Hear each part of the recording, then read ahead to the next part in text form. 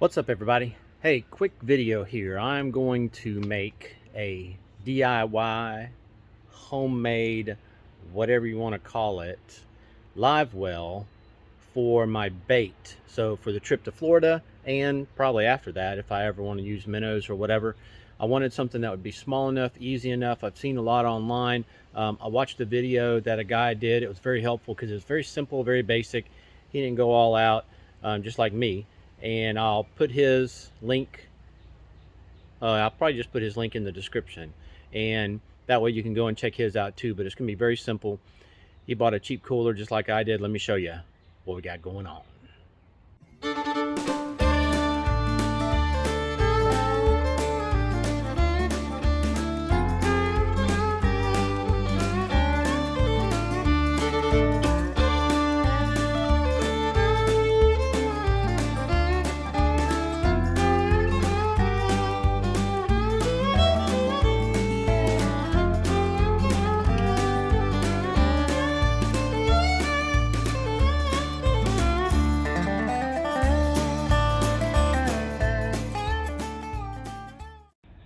All right, so I just bought a small cooler. This one says it holds 13 cans. I'm trying to remember as I'm looking at it here. 9 quarts, there you go. 9 quarts. It's not real big. Here's a Dr. Pepper bottle. No sponsorships, of course. Anyway, so that tells you how big that is.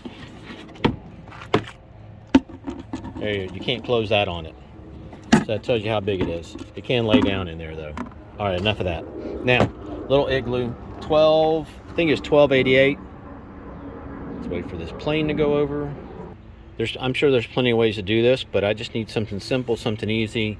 But what I did do was, instead of getting like the Hush Bubbles or whatever the other brands are that run off batteries, because I don't like buying, the big D-size batteries all the time, or C-size, whichever ones, you need for those. I bought one online. I'll put the link in the description for this one also. This is called an Aqua Miracle, and it is either AC or DC air pump. Now, this will charge, so I can charge this up. We'll do a quick unboxing here. And that's what we got. I don't think this is charged up, but once I get it charged up, uh-oh, getting a little windy.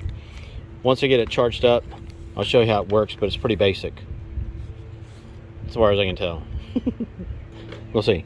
So it came with a little charging cord, came with a little bit of the hose, the little stone weight thing to hold that down the bottom a little bit, and I don't know what that is. Maybe that's a filter. I'm going to have to look at the instructions. All right, here we go. This is a check valve, and it says that if for some reason your pump is going to be set up below the water level inside the tank or cooler, that you should use the check valve. I guess it keeps to make sure it flows correctly, you don't have backflow or whatever. I think that's what it's called, or so you don't have backflow. I probably won't need to use this because I probably won't have this more than halfway full anyway. I'm not going to fill it all the way up with water, obviously, when I go down there and we have shrimp in here. So it'll be above it no matter what. So I'm going to save it just in case I need it, though. I'll probably take it with me too, just in case. And you never know. It looks like this also, just looking at the very small set of instructions, which I guess you don't need much for this. It's fairly self-explanatory, other than the fact that you can use AC or DC. Has a lithium battery built into it, so it's rechargeable, like I said. There's a periodical feature. Now, I'm sure that's not a library term in this case, but it says the pump is designed with a periodical operation feature to save power consumption. When this is activated, the lithium battery, thank you, Rocky, the lithium battery can last for up to maximum 30 hours. So that would be cool. So if you got some bait and you had them you need to keep them overnight, or you had some left over. Hopefully not. Hopefully you use them all and you actually catch a bunch of fish. But if you had some minnows or shrimp or something left over, then you could save them overnight, put it on a different setting, and it'll keep them going all night long. And it also says that it works for fresh water or marine water, which I'm assuming they mean saltwater, brackish, which is awesome. I didn't know that when I bought it. All right, let's drill some holes and get this thing set up. So the guy in the video I watched, he put his hose through the top, which I wanted to do. However, as you can see, if I drill through the top and I run my air hose up and out, the handle's in the way. And if I run it up and out and then I close it on it, it's going to close down on top of the hose. Now I could, I could cut a gap in this. I can do whatever. I'm just not going to do that. What I am going to do is I'm just going to drill in probably either right below here, maybe on the red, or I may just drill right here just to make sure I'm not in any kind of a seam or something like that and it cracks. I'll probably just go right here. I'm not doing a grommet. I didn't plan ahead. I didn't go buy a grommet at Home Depot or something. So I'm just going to put this through here, and then I'll caulk it with my Loctite stuff, and I'm rocking and rolling. I'm not going to put the Loctite on the inside just in case it gets in the water. I don't think it would hurt the fish or the shrimp, but you never know. All right, let's drill some holes. All right, and the drill bit I'm going to start with is a 7/32, and we'll see if this is the right size. Looks like it'll be a perfect fit. Let's see. I think I'm going to drill a little bit to the side, and then I'll mount the aerator in the middle. So if I drill in the middle, I can't mount the aerator in the middle. Obviously, it'd be pretty difficult to do that. So I'm going to drill off to the side, mount the aerator in the middle, and then we'll go from there. I'm just going to go right up here near the top. Oh, hold on now. Right up here toward the top.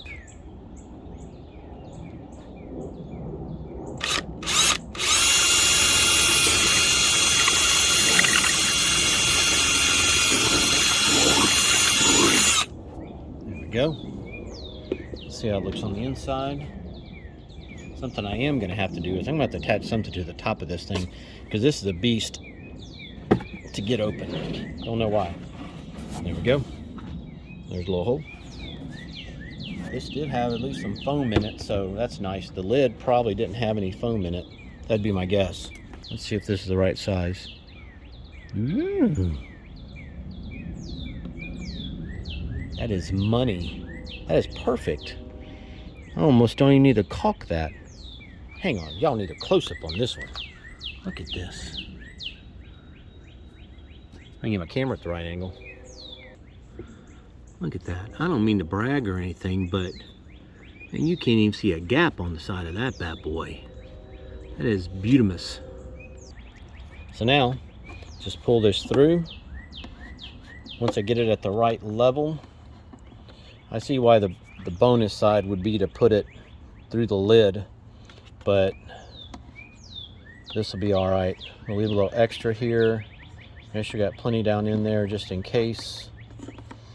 I'll caulk the outside, like I said. I'm not gonna worry about the inside. Get the little stone on it here.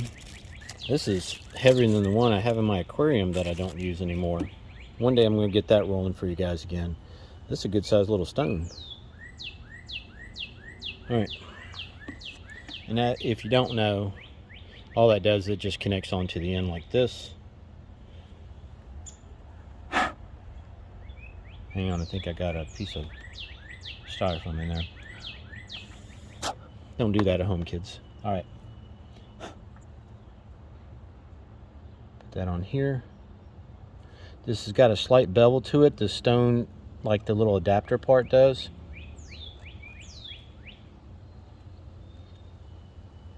There we go. There we go. It sits down in there nice and heavy. We'll see how it does when the water gets on it. I was charging up the aerator. I'm going to go get it real quick because I think it had about a half charge on it. But we'll see. This one I'm talking about, this lid, you got to kind of, unless you got tiny fingers to get it open, you can't just grab it and pull it open. You got to kind of grab it and pinch it. So I may have to attach some kind of a handle or something here. I wish it had like a little switch you could click it and it would pop it up, but this is what you get for $12.88 at Walmart. All right, put some water in it. caulk the back. Man, I almost don't even want to put caulk on that. I'll put some clear silicone on it instead of my Loctite. So what I've done is I found this little bracket kind of a thing. I don't even know what this goes to, but it's super narrow as far as this goes, and this will fit perfectly. I can slide it on and it'll slide up. Now these won't touch. I'm sure these are to keep it from vibrating too much or making a lot of noise. I don't know how loud this is going to be. We'll find out when I plug it in. But this is going to be perfect. So I've marked my spot for my holes. I'm just going to pre-drill just a little bit. This is real soft plastic, but I'm using some stainless screws that I got off of an older kayak attachment thing. Anyway, y'all don't care about that. Here we go. I'll make sure I don't go all the way through because I don't need to. Ooh, I almost did on that one. I'm going to put some silicone Loctite on this.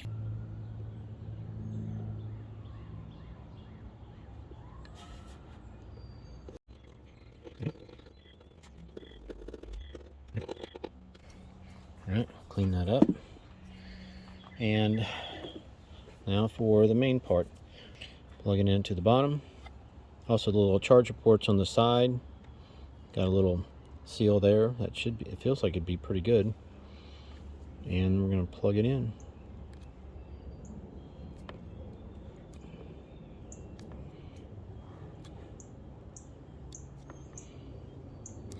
All right, let's power it up.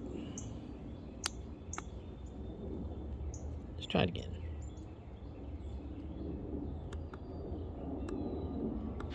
Ooh, there it goes.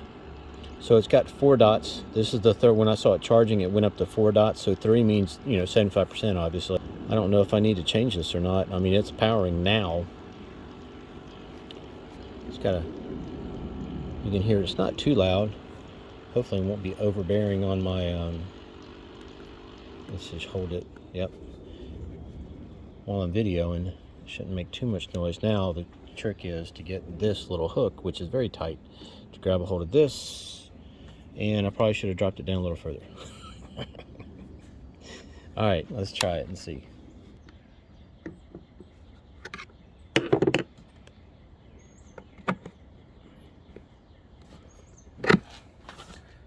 I'm going to leave it right there for now. It'll go down a little bit farther, but for now it doesn't matter because this is going to be here. The lid's not, nothing's going to hit it. It's not going to, nothing's going to be in the way. So let's turn it on again. Hold it for about 2 seconds.